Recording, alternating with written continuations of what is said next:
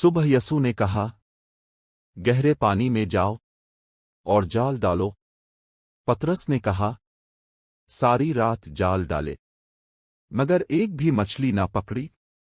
یسوع نے کہا، جال ڈالا، اور اچانک مچھلیاں اتنی زیادہ آ گئیں کہ کشتی بھرنے لگی۔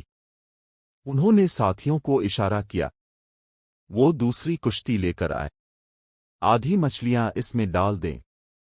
دونوں کشتیاں بھر گئیں، یہاں تک کہ ڈوبنے کے قریب ہو گئیں۔ شمون پطرس جو مچھلیاں پکڑتا تھا حیران رہ گیا اور یسوع کے قدموں میں گر کر بولا، مالک، میں گناہگار ہوں۔ پھر یسوع نے کہا، ڈرو مت، اب سے تم انسانوں کو پکڑنے والے بنو گے۔ یسوع نے فرمایا، ایک بونے والا بیج بونے نکلا۔ کل ہم اسی تمثیل کی ویڈیو اپلوڈ کریں گے۔